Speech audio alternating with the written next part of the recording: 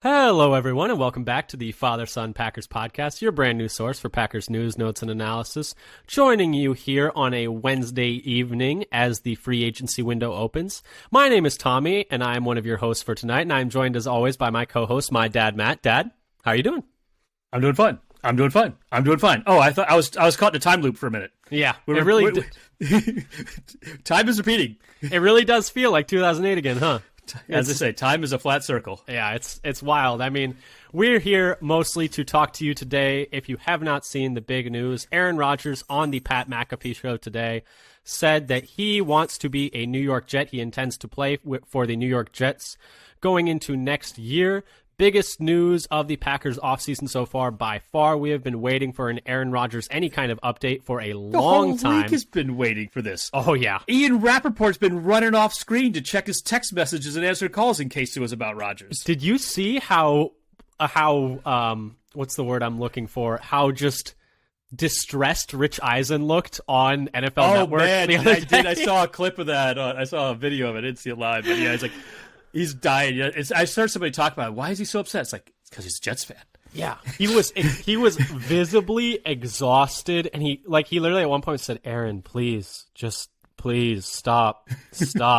But like we said today on Wednesday, Aaron Rodgers appeared on the Pat McAfee show and said that he wishes to be a New York Jet. There were a lot of rumors going into this week. It sounds like this was decided on Friday, according to Rodgers, that he decided that he wanted to be a Jet. And until a move is made, it sounds like the biggest holdup is compensation, whether that's draft pick compensation or trade compensation on what the Packers are getting, or how much of the deal the Packers or Jets are eating in terms of his contract. A lot of money there. But it sounds like, according to Rodgers, the Packers are digging their heels in. A lot to talk about there. But before we get into all of that, we've got so much to talk about there. We just wanted to hit on a couple of things around Packers free agency because, yes, Rodgers is the biggest news, and we're going to spend a large chunk of our time on that today. But we also want to talk about some of the smaller moves around the Packers, just hit on them very quickly. But before we get into any of that, just wanted to pitch a couple of things. If you like what you hear today, that's a tough one, come give us a follow on Twitter. Come give us a follow on Twitter at FatherSonPacker. We tweet out when we have new episodes, articles we find interesting, news such as this Rodgers thing, quotes from that interview, quotes from other interviews, stuff like that. So come give us a follow. We'd really appreciate it. We're also doing a Mock Draft Monday series there where, Dad, you are doing a mock draft on the PFF Mock Draft Simulator every single week, and we're posting it. Come interact with those. We would love to hear what you think. Do you like the picks? Do you hate the picks? Are they things you hadn't thought of before? Just let us know. We appreciate all criticism. And then if you really like us, come subscribe to us on all podcasting platforms, Spotify, Amazon Podcasts, Google Podcasts, wherever you find podcasts, you can find us. And then if you really, really, really like us, come subscribe to us on YouTube at Father Son Packers Podcast. Same as the title. That would really help our numbers, and we would really appreciate it. Whew, got through all of that pretty quick. But, yep. Dad, let's talk a little bit about some outside of Aaron Rodgers news. Very quick, quick free agency roundup. Do you want to hit on these very briefly? So the big free agent signing, what everybody was watching for, and actually a lot of people were actually watching for, was the Packers are bringing back Keyshawn Nixon. Yes. 1 year, $4 million, that with bonuses, I think based on like number of interceptions and other metrics, can be as much as $6 million. And then how that actually counts on the cap was a little bit of a question. Whether you have the bonuses, whether they're likely to be made or not, depends on how they have hit the cap. It depends on if they're likely to confer, I believe. Right. The likely to be earned ones are always counting on the cap, and then the other ones I don't know if they split it or count it later or not if they hit them. Yeah, and that was the one. biggest one, and I was really excited because, he was probably a top 5 player on the team next year. I'm not so sure how sticky returning as a skill is from year to year, but he brought stability to the position. He was a big reason as to why they went on that win streak, and he's a good special teamer and a decent slot corner, even if he's not as electric a returner as he was last year, which I don't think anyone should expect him to be, but still exciting to have him back. To lead the league in return yardage, despite only having the job for 70% of the year. But actually, I would say you definitely have players who are, top of the league returners multiple years in a row during their careers. So you have these people who have been, star returners for multiple years. So we can always hope. Yeah, we had, I think, everybody who was like on the Keyshawn Nixon watch were like, are we going to be decent again this year? Or are we going to fall back into the abyss if we don't get Keyshawn Nixon back? Yeah, I'm just looking at like, I think the thing that comes to my mind is like Braxton Berrios was the All-Pro kick returner the year before. This year he just got cut by the Jets. So he was presumably available. Yeah, and so my point is just like kick returning isn't necessarily always like you're not going to be necessarily as good next year as you were this year. But I think even if he's not, he'd probably still be a good gunner. He'd probably still be a good special teamer other places. It's not like he can only return. So I'm fine with it. He was one of their best players last year. It's good to reward players who play well for you. He's one of Bisaccia's guys, who is now also, as a quick update, just while we're here, has had his role upgraded to assistant head coach, which is a role and promotion and presumably a pay bump, but those things aren't public. But just a bit of appreciation for like, hey, you did a lot of great work here, and then a lot of people like him in the organization, and he got a lot of head coaching interviews. He got some attention from the Colts. The Colts, yeah. But in terms of like assistant coaches who did their job well last year, he did one of the best. Yeah, I mean, special teams was not an abject failure, which is all we were asking for. They were like average, which is fine. That's okay. Which is an incredible improvement over the previous year, where they weren't just last. They were, last with a bullet. They needed binoculars to see second to last. Yeah, it's the Moneyball thing, which I don't want to make this an explicit pod, but if you know, you know. But Dad, so beyond how many feet? 50 feet of 50 feet. Yes. Beyond that, though, some other free agency notes just to tack on after that Bisaccia thing. Packers re-signed tight end Tyler Davis to the league minimum. I think it was the minimum. Did you actually see? I think one person reported $790,000, which is around the minimum. Okay, because I saw that they signed to a contract instead of putting some kind of tender. Yeah, and I wasn't familiar with the source, so I didn't want to put it down here. But that's at least what I saw, not verified or anything. But yeah, that's the word. So speaking, in the special teams vein, he mostly is a special teamer, but now he's one of only 2 tight ends signed to the squad. Yeah, we were talking about this, and I think we both kind of concluded he's a warm body at the position because they had just DeGuara, and that's it at the position right now. You expect them to add at least 2 more tight ends. I'm going to say it does not move me. I am not moved by this. I wouldn't say he's guaranteed a roster spot at all next year. I feel like, in fact, what I was saying to you earlier was like, yeah, he's the warm body at the position. There's a lot of warm bodies at the position out there. Like, it's not like you're making a signing in season where you're like, oh, he has to know the playbook. They have the whole offseason to learn the playbook. Like, we can get a different guy here. When you're signed at the league minimum, you got no guarantees. Well, you know what they say when somebody's not going to take your job. You know what they say when you're making the minimum. If they could pay you less, they would. Yep. Beyond that, though, the other piece of Packers' incoming free agents is that this is one that you should be particularly excited about because you talked about this all during the season. So I'll let you run with this one. Oh yes, we have needed like an actual long snapper for quite a while, to be honest. I mean, it just either the blocking's been bad or the snapping's been bad or both have been bad. So I'm just happy we brought in a guy, and hey, he's got Super Bowl experience, so he's got a ring. And the player I'm talking about, of course, if you didn't know, how could you not know, is Matt Orzech, the long snapper for the Rams the past few years. They signed him to a 3-year deal, so that's exciting. Yeah, the fact that they're willing to sign him to a 3-year deal is one of the most exciting things, or that they must actually value him. Yeah, I mean, they've been going year to year pretty much since like Brett Good left, or Goody, Goode. I always forget how he pronounces it. But they've been going year to year since then. They were honestly going year to year with him, too, until he was just very, very old. And they have not found a good long snapper despite drafting one, trying out a bunch of them. They've gone through Hunter Bradley, Steve Wardle, Jack Coco. It's probably another. Fortunato. I didn't even remember Fortunato. Tabor Pepper, I think is his name, who's now with the Niners. But yeah, they've been, and I have long been like, how are there not 32 dudes in the world?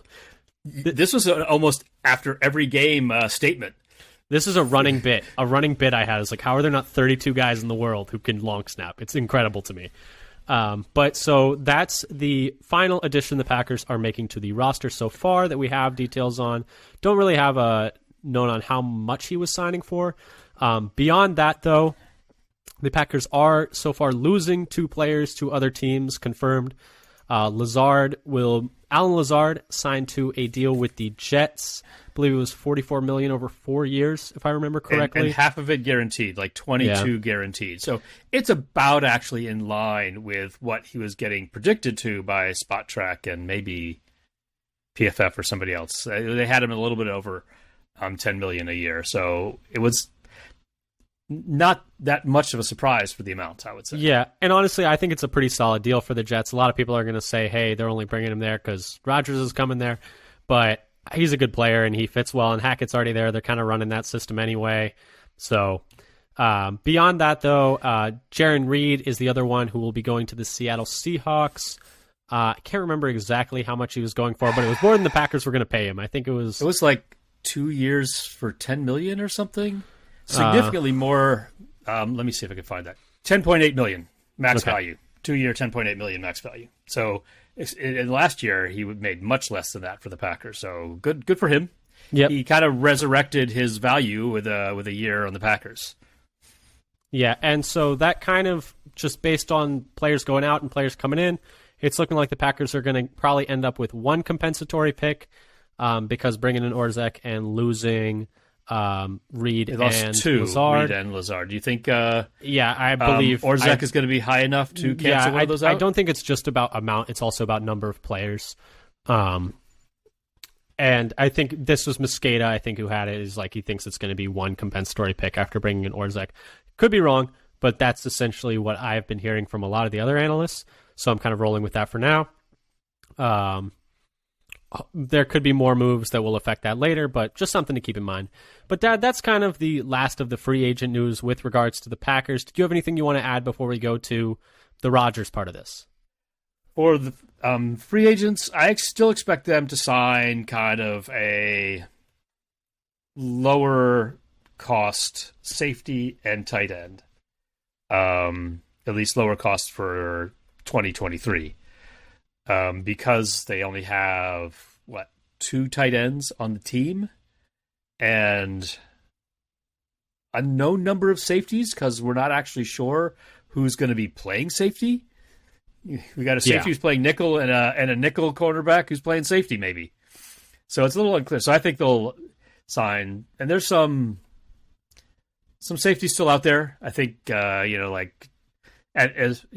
really top of the line in terms of last year's performance and likely salary this year, like Chauncey Gardner-Johnson. But there are others as well that the Packers could get in the sort of second wave of free agency, which is what they usually do, which is why it's surprising that they, in the first wave of free agency, they signed a long snapper.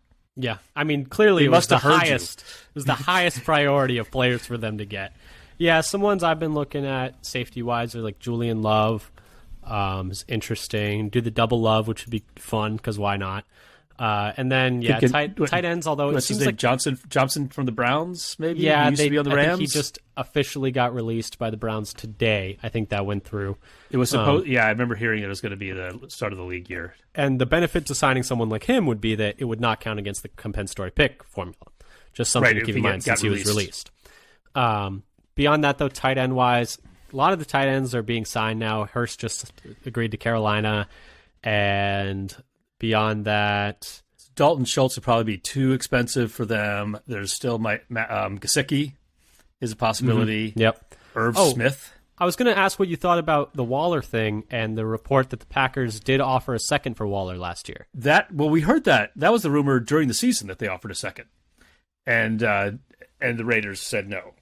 So the Raiders, screwed themselves out of like 60 spots in the draft. Yeah, and honestly, I'm fairly glad they did not give up a second. At this point, Waller may be kind of running out of steam from injuries. Yeah, he's just hurt so often. And he missed like half the year last year. Yeah, he's missed quite a few games over the past 2 years. But let's move on now to the Rodgers side of things, because I think this is the part that all Packers fans have their eyes completely focused on. So today at 1 p.m. Eastern, I believe, 10 p.m. Western time, or 10 a.m. Yes. 10 a.m. Western time. 10 a.m. Yes. I was driving. That's right. Rodgers, and yesterday this was scheduled, so it was released late evening yesterday that Rodgers would be appearing today at 10 a.m. West Coast, 1 p.m. Eastern, noon Central, on the Pat McAfee show. And I know I was like, oh, exciting! We're gonna maybe the move will be announced. And now the move was not announced. But like we said earlier, Rodgers said he intends to play for the Jets next year. And just kind of going through this interview, I think this is we'll talk about the interview and then we'll talk about some other Rodgers related stuff as we kind of come to the end of the Aaron Rodgers era. But this is all going to be a bit more free form than our usual episodes are, just because there's not a lot of data to collect, not a lot of things substantial to talk about in that way. But I think that for me, just as a quick reaction, I thought he did quite well in this interview. I thought he came off pretty well. He didn't roast the Packers too hard, which he probably could have. I would not have been surprised if he did. A lot of people were expecting that. Yeah, he took his time to say thank you to the Packers, thank you to the fans. Green Bay is such a special place in my heart, et cetera, et cetera, et cetera, which is what you want to hear. Took time to thank a lot of players and a lot of staff on the Packers, notably not Matt LaFleur or Brian Gutekunst, which is a little interesting. Took time to compliment Jordan Love and say he thinks he has a great career ahead of him, which is... We say is a fabulous kid and a fabulous player or something like that? Something like that, yeah, something along those lines. Talked a little bit about why the Jets, Saleh being there, Nathaniel Hackett being there, meeting going really well, etc. And I think other parts of it we can dive into as we go. He said that essentially he was leaning towards retiring before his darkness retreat, and then coming out of it, the fact that the Packers... He said this was probably the only real criticism he had of the Packers, is that he said that he felt that when he went into the darkness retreat, they were saying one thing about, hey, we don't really know. And then when he came out, it sounded like he felt that they had changed their tune and their mind and were actively trying to shop him while he was in the darkness retreat, which I guess he didn't like particularly well.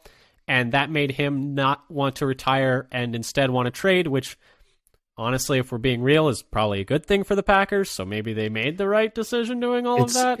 I'm not going to say... It's better for them if he keeps playing and they can trade him than if he retires. Yes. And materially. In terms of what they can...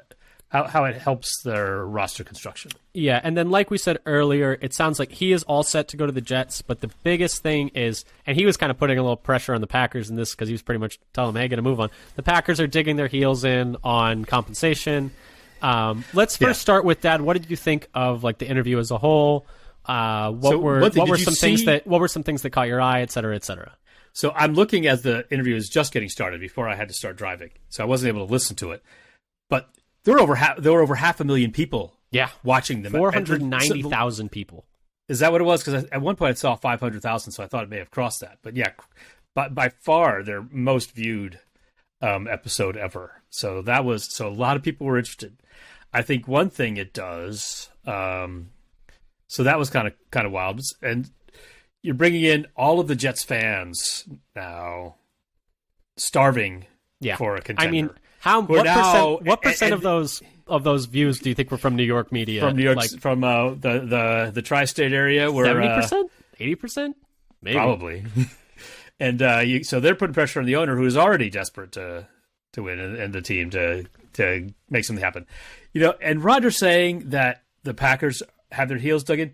The thing is, if you have negotiations and it's not progressing, that means both sides have their heels dug in because it's not moving. It's just a matter of whether you think one side is holding an unreasonable position or not. But they're both dug in.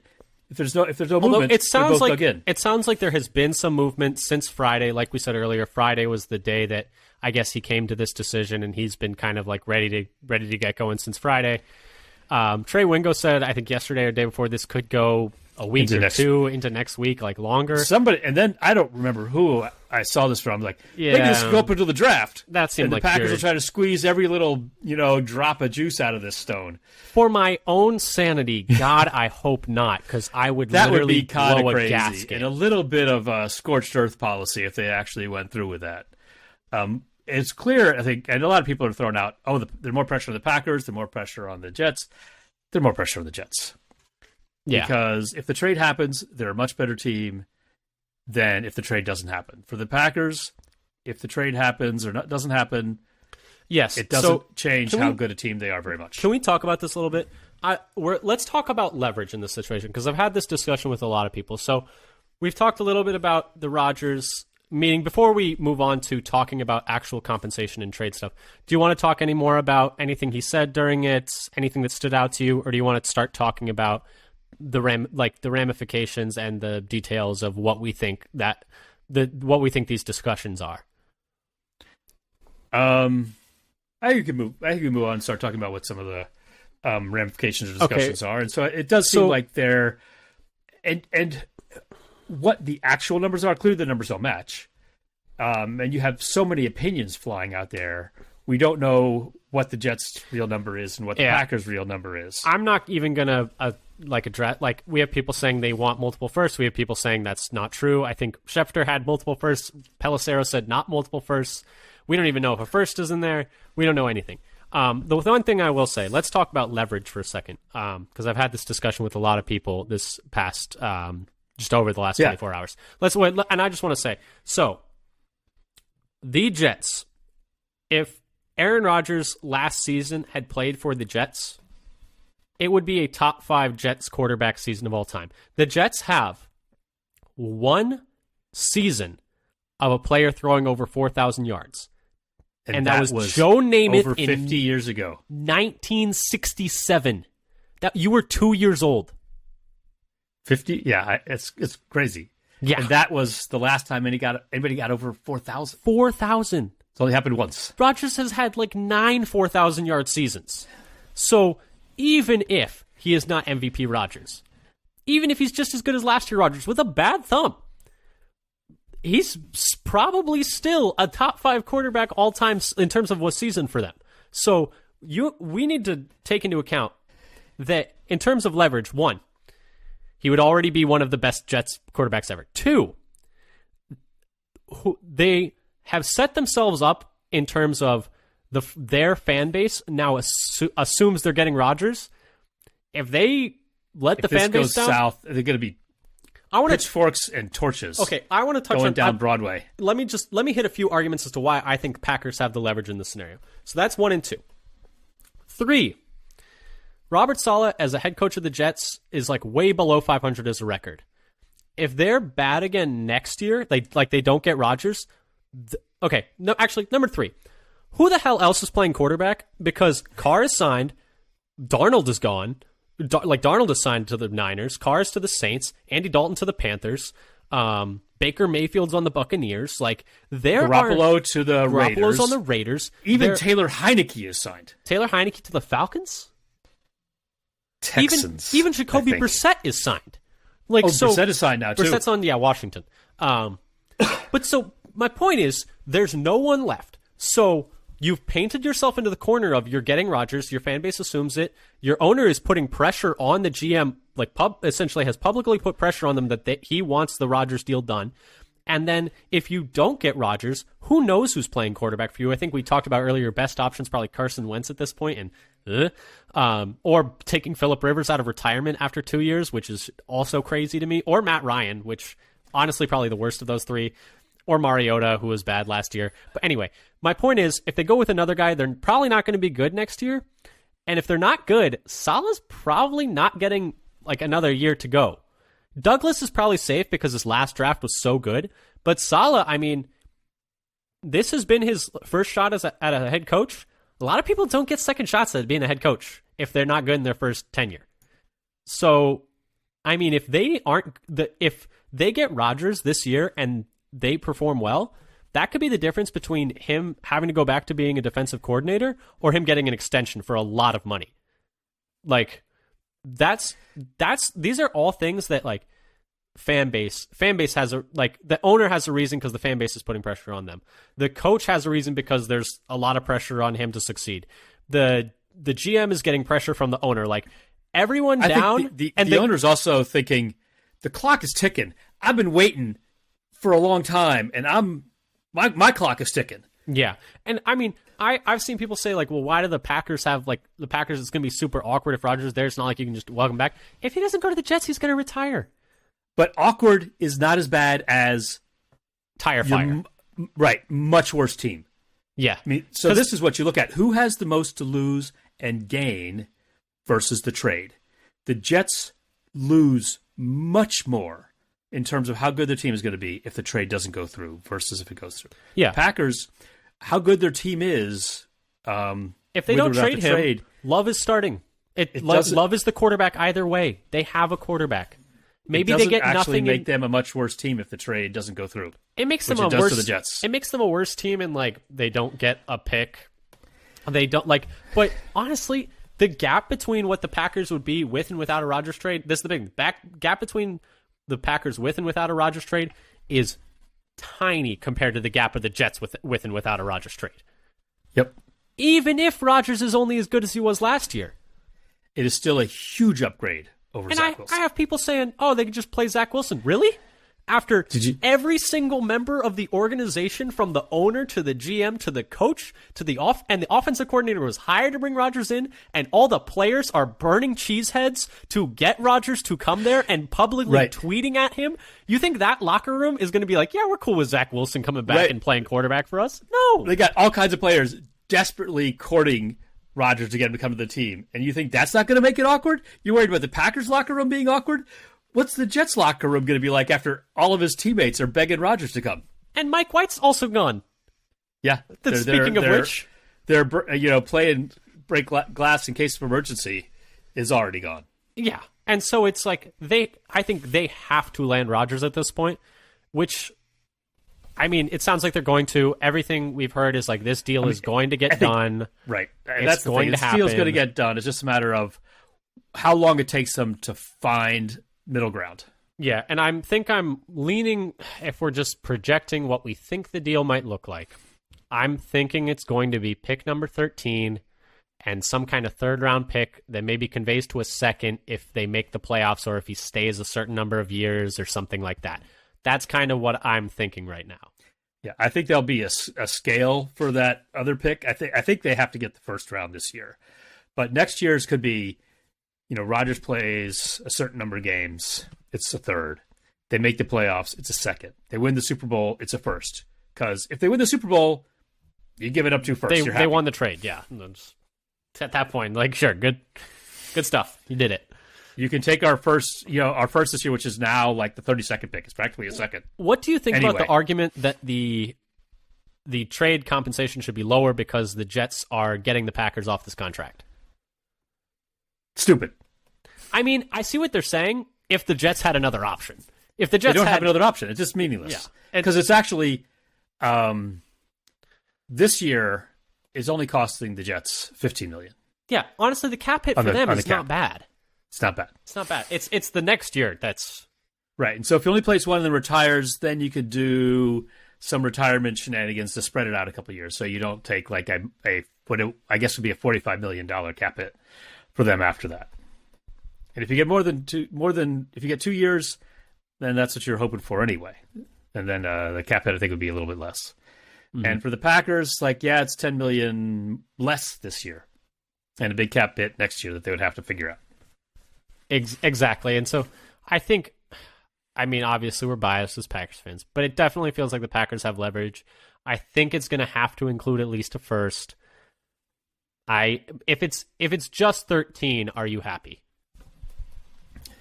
I think if it's just a first, I'm happy. I think Mosqueda was saying if it's a second and a third, he's happy. I don't think a second and a third. Second and a third, I would not. I would be disappointed. Yeah. A first, I'd be like, yeah, okay, I can handle a first. But if it's a second and a third, that would be. Do you think any players from the Packers or from the Jets are moving also? I don't think the Packers could take on any high contracts. So I think they could really only take somebody who's on like a rookie deal. So like Elijah Moore or Denzel Mims. And so people who aren't getting many snaps anyway. Yeah. Moore would get a lot of snaps. Moore is you expecting him with a good quarterback to do better this year than last year. Yeah. And from the Packers, the only thing that would make any kind of sense at all from the Jets' perspective would be an offensive lineman. Yeah, and I think Like, the only Yash, one that like Yash. the only one that like fiscally makes sense, I think, for them is Runyon. I think is the only one that would work. Is Royce Newman an upgrade over what they've got? No, I'm going to tell you no. That's not. No, it's not. But yeah, so I think Can they send they could. What's his name? Starting right guard game 1 from Jake Hansen. Oh goodness, no, thank you. Can we please trade them Jake Hansen? We could maybe just. But I did have this crazy idea. It's like, what if they? How much extra could they get if Josh Nijman was in on the deal? Is that even possible with a tender extended? Can they even trade him? He's not even under contract, right? This is true. It's not actually a contract until it's signed. Remember last year that Lazard didn't sign his tender for months and months, so he didn't have to show up to I don't think any off-season activities. I don't think they can sign. I don't think they'd have to. He'd have to wait till he signs it. Then he's under contract. Then they can. Then they can trade him. But I don't think they can. But it's just a crazy idea just thrown out there. I don't actually think it happened because he's a pretty valuable player at this point. I would be surprised if someone doesn't match. I'm waiting for somebody to match that offer since it's a second round tender. Yeah, and that was the other piece of news that we forgot to touch on earlier is they did extend the second round tag to Josh Nijman. So if another team, that means another team can. So the salary compensation is about $4 million for 1 year, and other teams can sign him, but the Packers do have the option to match it. But if some team signs him to this like crazy large contract, the Packers say, "Oh, that's too rich. We'll take your second round pick." Yeah, and so that's fine. I would have maybe even given him a first round tender, but I was on that because he may be better than half of the left tackles in the league based on how he's played the last few years. I think that's reasonable. I mean, he was pretty much their starting left tackle for half the games in 2021. So those players make a whole lot more than $6 million a year. Yeah, if it was a first round tag, I think $4 million, the second round tag. Someone's definitely going to give him an offer sheet, or sign him to an offer sheet, and I would assume the Packers will match unless it's like a ridiculous amount. But so since we're talking about Rodgers, where should we go next with regards to this McAfee thing? It's a little more freeform than we usually do. Do you think he was actually considering retiring? I don't really believe it. I don't think he is actually going to retire. I think he wants to keep playing. I think he's, how can you not be in love with football? It's true. How can you not be romantic about football? Romantic about football. I think he wants to keep playing. I think he's still enjoying it. I think he's still liking it. I don't think he's tired of it. Maybe if he still had that Jeopardy gig this year. Yeah. He would, maybe then he'd retire if he had something he really wanted to do. I think the Jeopardy thing was a little too early for him to jump into, and he didn't. Maybe he'd do it if it was offered to him this year. Yeah, but I don't think he's ready to retire. Forget even with if you want to poke a few jabs at whether he wants to be in the same retirement class as Tom Brady or not. I just don't think he wants to. I think he wants to play another couple of years. Now, if he wins a Super Bowl, then I can see sunset. Right, I'm riding off. And the thing is, it's like, I think he's still got some in the tank. I think he'll be good for the Jets at least this next year. The big question for them is is he going to play more than a year?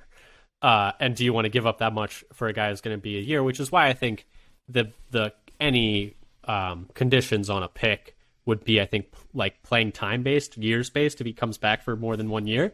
Right. It could be that there's more than one conditional pick. That there's a conditional pick for next year, depending on how many games are the team performance, and a conditional pick in 2025 if he comes back for a second year. Yeah, and I think I'm trying to think of what the worst deal they might get is. What do you think? I think the lowest compensation. I think the lowest conceivable compensation is 1 second round pick. Oh, God, I don't think that would be enough. That's the lowest conceivable, and I would be very. And I think the thing is, if you look at this, and they're saying, "Well, you can't get so much for him because of that bad contract." That's almost a fireable offense at this point. The contract, yeah. Yes, I don't know what they were thinking. I saw someone speculating. So if you're like losing like possibly 2 or 3 other draft picks because the contract is so bad, that's just a terrible business practice. Okay, I saw this postulated on Twitter, so it was just the highest quality thought. Right. Yeah, there's nothing but Twitter's well-reasoned, rational arguments. Whose idea do you think that contract was? Because I heard someone speculate, it's like, Gutekunst reports to Murphy, and Russ Ball reports directly to Murphy. Do you think it was Gutekunst's idea to give out this contract? Or do you think this was a Murphy thing? Are you trying to think it was a Murphy idea? This was merely speculation, not sourced at all. Just do you think... Because it's not a good contract. I'm going to tell you right now. It's not good. No, I mean, this contract was designed to make it impossible for the Packers to move on from him, which is what Rodgers wanted. That doesn't make it a good idea. Why did they do it? They were, at that time, stuck. Terrified of what would happen if they didn't have Rodgers. They are not at that same place now. But I just don't understand. I mean, we've talked about this before, but I don't understand. I think the biggest thing, I guess, is the number one job of a GM is far and away keep your job. And you can't move on from a back-to-back MVP without getting fired. And so you kind of had to bend the knee, so to speak.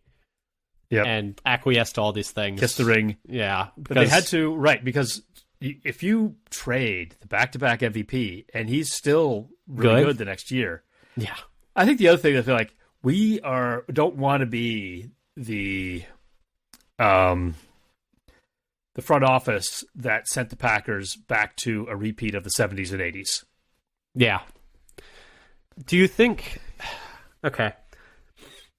So we're kind of sidelining here, and we'll talk a little bit. We'll talk a little bit about Rodgers, just like legacy wise as well. I mean, I think the big thing to remember in all of this is like, yes, I think we both think that Rodgers should be traded. Like, we're pretty happy that Rodgers is being traded. I think we both think it's what's best for the Packers. I think the Packers will be a better team overall. Not that Love will be better than Rodgers, but the team will be better if this trade happens. Unless they only get a third. And maybe not even next year, but maybe in 2 years, 3 years, they'll be a better team. They're not winning the Super Bowl next year with Rodgers. I hate to burst anyone's bubble if they thought that was possible, but they were not going to do that. But I think we're going to talk a lot about, because I think the big thing is to remember also that Rodgers is a Packers legend. He said during this McAfee interview, he said he thinks he's arguably the best player to ever play for the Packers, and he's 100% right. I mean, he's certainly in the conversation 100% of the way. I mean, 4 MVPs in a Super Bowl. He's right up there in the conversation with all the greats, all the players who have ever played for the Packers. He's right there at the top in that conversation with like Favre, Starr, Horning, et cetera, et cetera, et cetera, et cetera, et cetera. But the thing is, it's like, I think it's sometimes easy to lose sight of like how important he has been to the Packers. I mean, maybe not for you, but I was born in 1998. And so I remember Favre was my childhood hero. Favre has done some really crazy things since retiring. But that's the thing with having, sports athletes as heroes. But for me, Rodgers has essentially been the quarterback of the Packers for most of the life that I can remember. Since I was 10 years old, Rodgers has been the quarterback for the Packers. And every year, since I was in the 5th grade, it's been Aaron Rodgers leading this team. And that's most of what I remember as a Packers fan. And so it's kind of surreal to be moving on at this point. Just from my perspective, I don't know about you. You have a different perspective since you've been around so much longer. You're very old. I'm practically dirt. Yeah, but for me, it is a little surreal, and I think it's important to appreciate what he did do for the Packers while still acknowledging that, hey, it's time, and they should sell as high as they can. What do you think about Rodgers' thoughts on him being maybe the best Packer of all time, et cetera, et cetera? Yeah, I mean, you definitely can't say he's not in the argument, no matter what you think about him. I'm sure a lot of people are like, but can you really say that out loud about yourself? I think that's what may be rubbing people the wrong way. That okay, like okay, just, all just, right, buddy. Just, yeah, I mean, he's not wrong. He's not wrong. So yeah, and it was, I remember a lot of people like with the 90s, like Favre brought the Packers back to relevance and competing again. And in some ways you might say he like smoothed the way for Rodgers by doing that first. But then of course, Favre was fun to watch and look, he was having a great time out there, but yuck. Yeah. Don't steal money from poor people, folks. Just don't do it. It's very easy. It's very easy to not do that. Don't be a like movie or even like it's like a fairy tale villain. Yeah. I don't even know what to. It's like it's very easy to not steal money from poor people. Beyond that, though, we're getting a little sidetracked. I think the split feels more amicable than the Favre one for sure, and I think that is actually also a testament to Rodgers. And I think he's actually handled this a lot better than he could have. This could have been a lot messier. This McAfee interview could have been an absolute scorched earth destruction of the Packers as a franchise, but it wasn't. He talked a lot about the Packers, like how much the organization meant to him, how much the city means to him, how much the fans mean to him. A lot about the relationships that he's made within the Packers organization, and I think in turn, it's. I mean, obviously, do as you will with your fandom, but I think it's almost also a responsibility as a Packers fan to also appreciate all the good stuff that Rodgers has done. I mean, many memories, and we're gonna end this podcast in a little bit. A lot of fun times. Yeah, we're gonna end this podcast in a little bit talking about our favorite. Is Rodgers perfect? And is Rodgers perfect? No. Is he as bad as some people think? No, I don't think that either. But he's definitely had some things like, no, really. Yeah, please stop. Yeah, and we're going to talk a little bit about our favorite Rodgers memories just to close this podcast out in a little bit. But Dad, do you have anything else you want to add about like Rodgers and how you think he's handled this? And also shout out Jordan Love for how he's handled this, because the fact that we haven't even heard anything from him is already a positive. Really, yes, he's been keeping kind of a low profile because he's working out. Yep. Working on his footwork and his throws already. Saw that the clip. Videos. So we'll see what that's like. I think it's going to be fun. I think it. That's the thing about you talk about Rodgers' legacy with the Packers so far. Have they won every year? No. Have there been some disappointments? Yes. But there's been a lot of fun games to watch, and there's been a lot of stability. If you're enjoying the moment, there's been a lot of fun games to watch. And there's been a lot of stability. They've been one of the preseason title favorites, like almost every year he's been here. Follow-up question: how much of Jordan Love do you think is the mystery box syndrome? It could even be a quarterback. It could even be Aaron Rodgers. Jinx. But I do think there's a little mystery box there. A mystery box. If you don't know, there's this Family Guy clip where they are essentially offering Peter a boat or the mystery box, and Peter's like, "Gotta take the mystery box." Oh, we're taking the mystery box. It could be anything. It could even be a boat. It could even be a boat. But I think the mystery box was when they drafted him. Yes, and then the first 2 seasons they opened it, it's like, oh, this isn't a boat. And after last year, they're like, oh, maybe we got a boat. Yeah, and the thing is, it's like, I don't know. I don't think that Love is better than Rodgers right now. I think he might run the offense better than Rodgers did last year. Because, but I also think that he doesn't have to be as good as Rodgers. No, this coming year for the team to be better than last year. Yeah, and I think the team honestly hit low on a lot of variance roles early in the year, especially in terms of like not being able to figure out the O-line in the first few weeks. Rodgers injuring his thumb, like turning the ball over way more than they usually do, et cetera, et cetera, et cetera. Yep. And as we kind of wind down here, trying to think of anything Rodgers-wise that and Jets-wise that we might need to cover.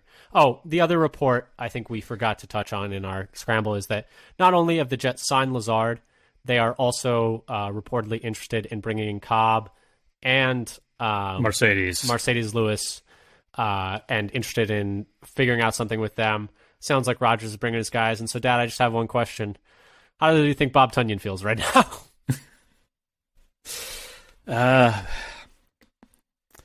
Big Bob Tunyon.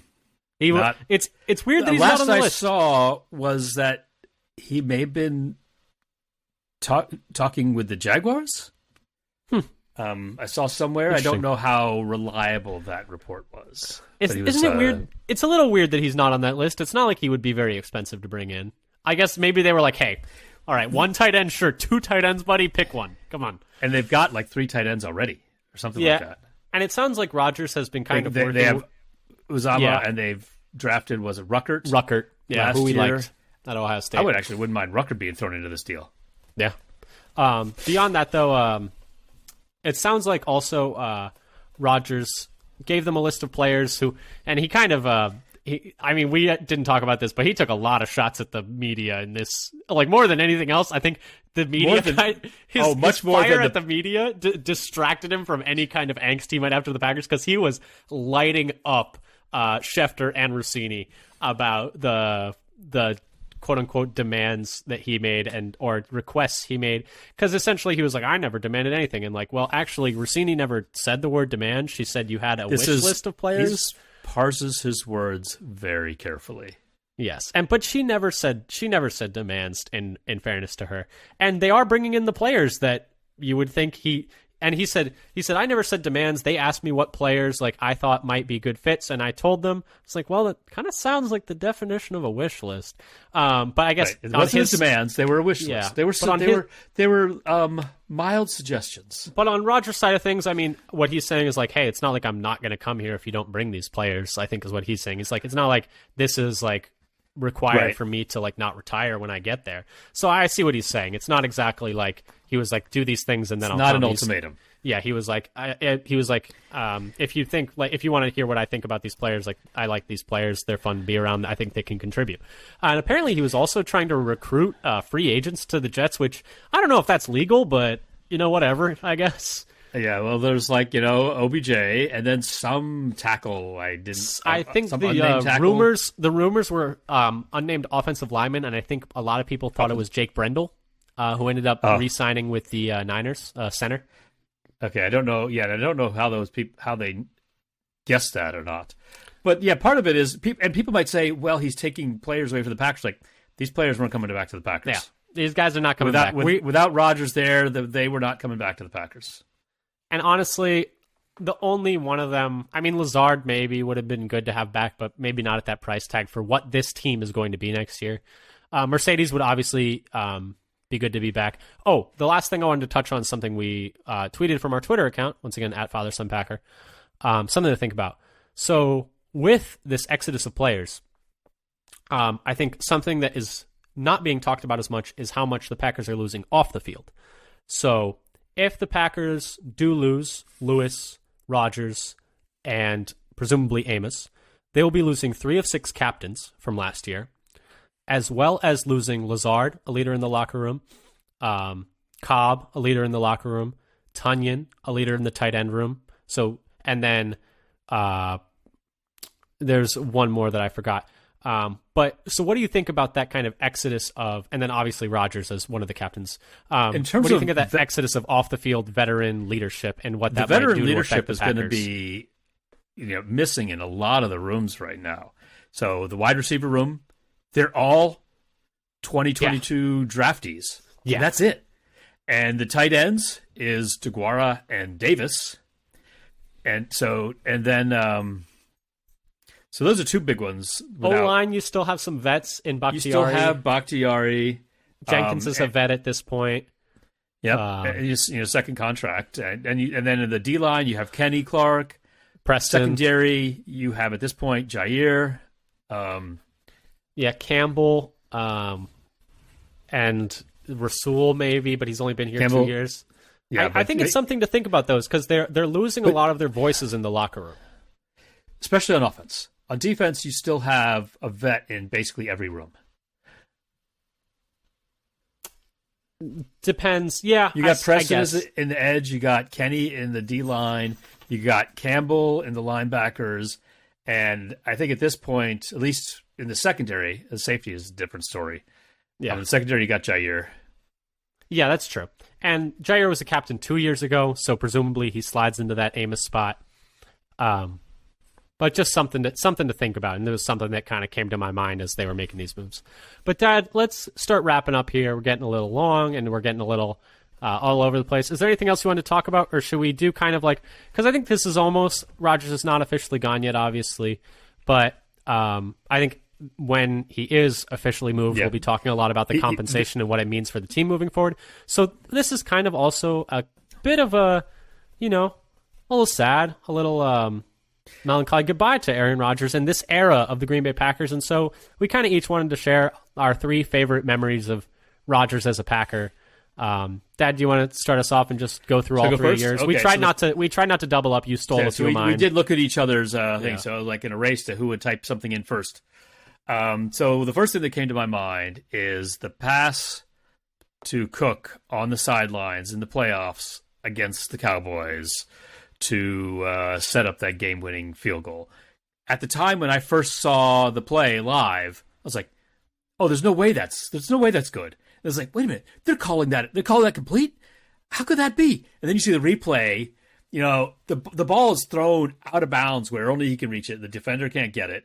And Cook has got his little, toes tapped to the inside and hold that ball. It's just an incredible throw as he's rolling left, buying time, looking for space, and then fires a laser, to the left sideline. It was just an incredible throw and play, with the pressure on there as the game winds down and they're running out of time. So that's one. I think that was going to be my number one as well. That is, and the fact that they did it to beat the Cowboys is just, and it was part of the run the table in Dallas as well. Dallas, and Dallas was I believe the 1 seed that year, if I remember correctly. I think it was Dak's rookie year. Were they the one? Were they? I believe so. I think they were the one. It was them or the Falcons that year. It was 2016, right? No, that wasn't the run the table year. No, you're right. No, you're right. You're right. It is. It was 2016, yes, right? It was. Yes, it was the run the table year. Dallas was the 1 seed? Yeah, I'm looking at the play now. Yeah, the Falcons were the 2 seed.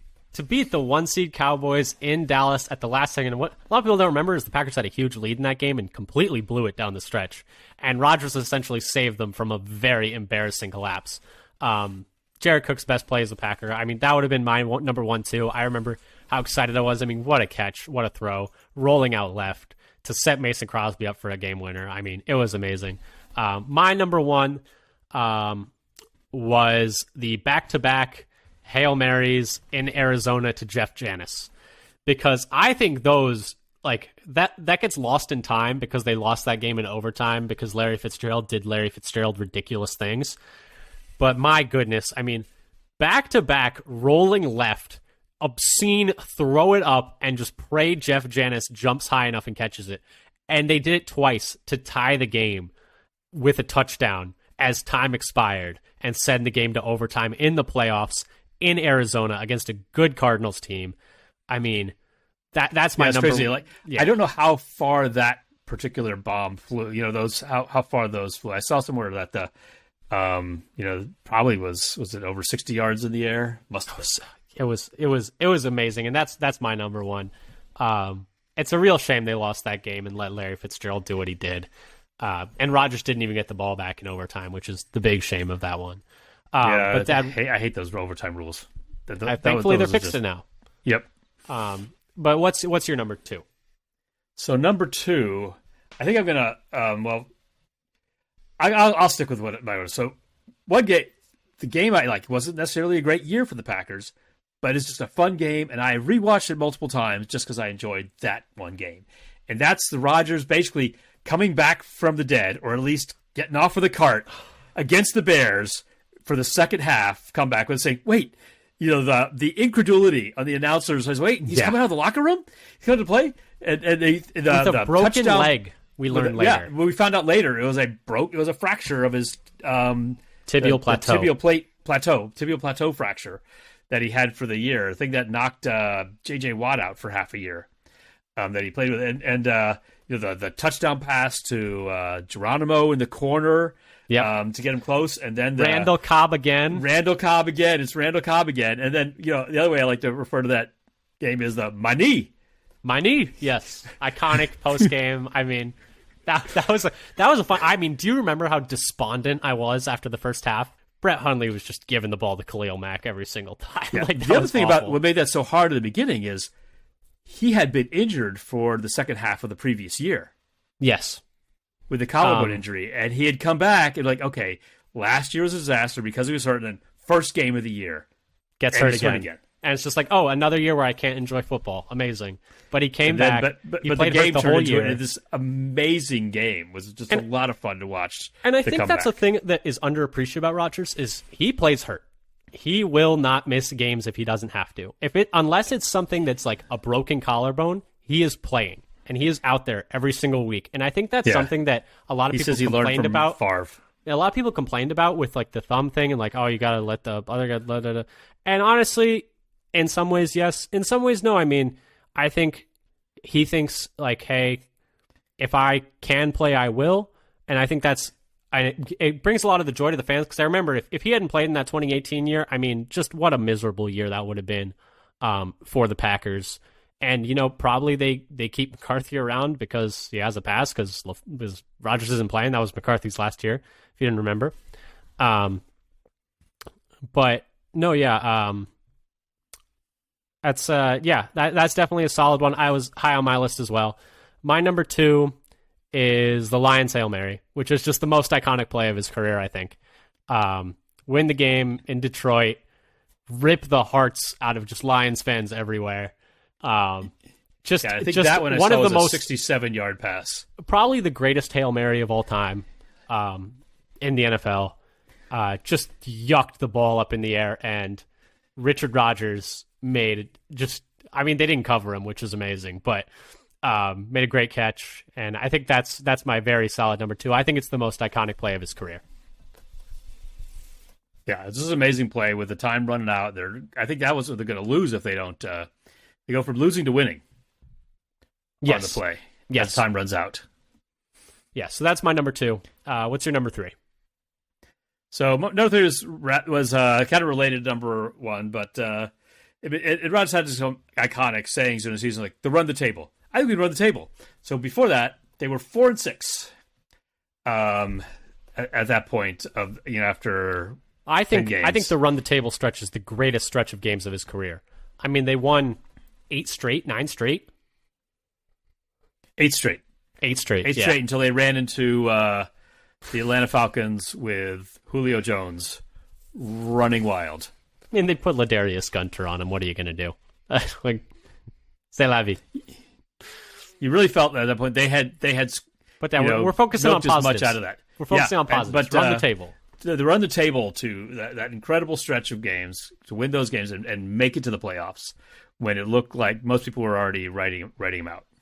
I mean, from going 4-6 to 10-6, 10-6, and then 2 playoff wins. Yeah, as well. I mean, it's incredible. So let's look at the opposite: 27 points, 21 points, 38, 30, 38, 31, 38, 34. Is this the offense during that time? That's the offense in that streak. And I'm just pulling up Rodgers' just his games played in that. So 4-6, they lost. Okay, there, here to there. So in the regular season, he over that 6-game stretch where they went 6-0 to make the playoffs, he had a 71% completion percentage, 15 touchdowns, no picks, a 121 passer rating, also ran for a touchdown, and threw for 277 yards a game. So, yeah, this is I mean, my goodness. About how Rodgers basically raised the bar on all-time passer rating and all-time touchdown to interception ratio. I mean, his career which with is the off the Packers, charts compared. Yes, that's the not thing. close. The It's not close at touchdown all. to interception ratio, nobody is even in his neighborhood. It's not close. Second is Mahomes. Rodgers is first with 4.52. Next closest is Mahomes at 3.92. Then Russell Wilson at 3.1. Brady at 3. So like it's not close at all. Maybe Mahomes like catches up. The only person to who him. has a chance is Mahomes.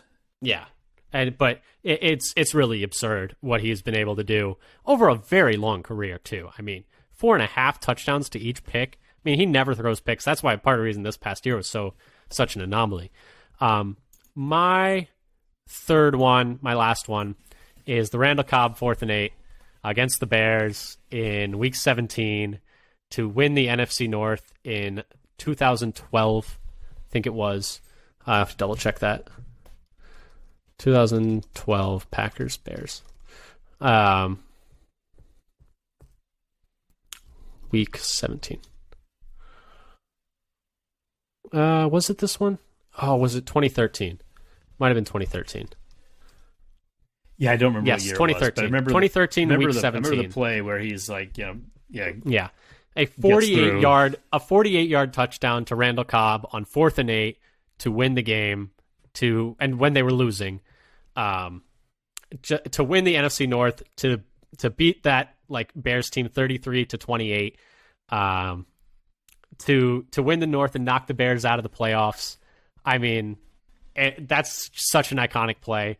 John Kuhn comes out of nowhere to block Julius Peppers, and Rodgers peels out, and Cobb is wide open running down the field. I mean, that's such a fun Packers moment, such a fun Rodgers moment, and that's my last Rodgers memory. But anyway, Dad, we're getting a little long on time, so we should kind of wrap up here. But a lot of changes coming to the Packers in the next coming months, years, and if you want to ride along with us the whole way, we would very much appreciate it, and we hope you liked what you heard here today. If you did, like we said at the beginning, come follow us on Twitter at FatherSonPacker. Come subscribe to us everywhere on all socials. Dad, do you have anything else to add? Nope, I just think that, we're looking for more fun times. Yes, we are. And we hope you choose to enjoy those fun Packers times with us. Thanks so much for listening. And until next time, go Pack Go. Go Pack Go.